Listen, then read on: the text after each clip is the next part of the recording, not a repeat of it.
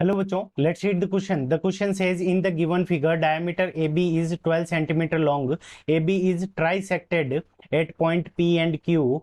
Find the area of the shaded region. तो यहाँ पे हमें ये जो shaded region है इसका हमें क्या निकालना है, एरिया फाइंड आउट करना है। ठीक है बच्चों, तो अब देखो सबसे पहले हमें जो गिवन इंफॉर्मेशन है उसके अकॉर्डिंग यहाँ पे ए बी क्या हो रही है, ट्राइसेक्ट हो रही है। इसका मतलब यहाँ पे A P is equals to हमारा किसके होगा, P Q is equals to हमारा क्या होगा, क्यू बी। ये तीनों ही क्या होंगे, इक्वल होंगे। तो एपी को ट्राइसेक्ट करेंगे तो 12 डिवाइडेड बाई 3, तो यहां से हमारे पास में ये तीनों ही क्या होगी, AP is equals to P Q is equals to Q B.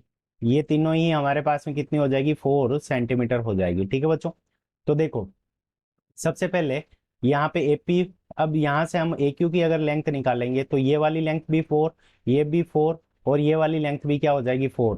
तो A Q is equals to 4 plus 4 हमारे पास में कितनी आ जाएगी, 8 सेंटीमीटर। ठीक है बच्चों, अब हम क्या करेंगे, इसका एरिया निकालने के लिए पहले बाहर वाला जो सर्कल है इसका एरिया निकाल लेंगे ए क्यू के कारण, और फिर एपी वाला माइनस कर लेंगे, और ये दोनों पार्ट क्या होंगे, एक दूसरे के इक्वल होंगे। ठीक है बच्चों, तो इस क्वेश्चन को करने के लिए हमारा की कंसेप्ट, अब की कंसेप्ट के अंदर area area of shaded area of shaded part area of shaded part is equals to 2 multiplied by area of semicircle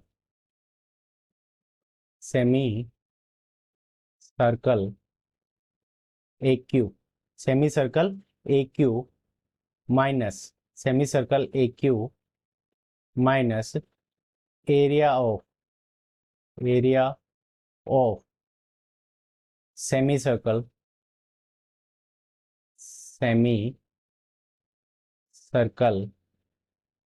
AP. ठीक है बच्चों, तो एपी के कारण जो सेमी सर्कल बन रहा है उसको हम ए क्यू में से माइनस कर देंगे और 2 से मल्टीप्लाई कर देंगे, तो हमारे पास में इस क्वेश्चन का आंसर आ जाएगा। ठीक है बच्चों, तो यहाँ पे अगर हम लिखें area of shaded area of shaded part, ठीक है बच्चों, तो एरिया ऑफ शेडेड पार्ट, तो यहाँ पे इसकी रेडियस अगर हम, ठीक है, ए क्यू की रेडियस अगर हम R1 मान लें तो एपी की रेडियस हमारी क्या हो जाएगी, R2 हो जाएगी।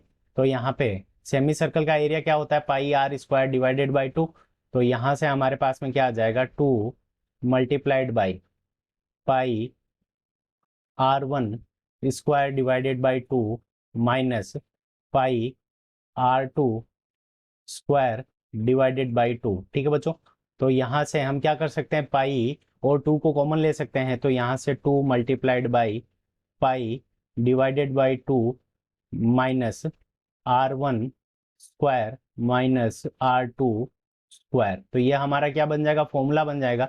तो 2 से 2 हमारा कैंसिल हो गया, तो अब हमारे पास में ये एरिया का फॉर्मूला क्या बन जाएगा, पाई multiplied by R1 square minus R2 square. ठीक है बच्चों, अब देखो R1 और R2 की वैल्यू क्या होगी। अब देखो यहाँ पे ए क्यू का सेमी सर्कल अगर लेंगे तो ए क्यू क्या हो जाएगा, डायमीटर है। ठीक है बच्चों, तो यहाँ पे D1 यानी डायमीटर 1 की वैल्यू हमारे पास में कितनी है, 8 centimetre.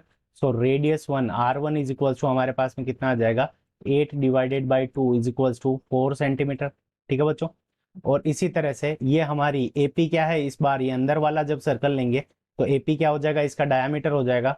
So D2 is equals to 4 centimetre, dt is equals to 4 centimetre. So D2 R2 is equals to क्या हो जाएगा, R2 is equals to D2 divided by 2। तो यहाँ पे 4 डिवाइडेड बाई 2 करेंगे तो ये वैल्यू कितनी आ जाएगी, 2 सेंटीमीटर। ठीक है बच्चों, तो ये R1 और R2 की दोनों की वैल्यू हम क्या कर देंगे, यहाँ पे पुट कर देंगे, तो area is equals to pi multiplied by R1 की वैल्यू 4 स्क्वायर माइनस R2 की वैल्यू 2 स्क्वायर।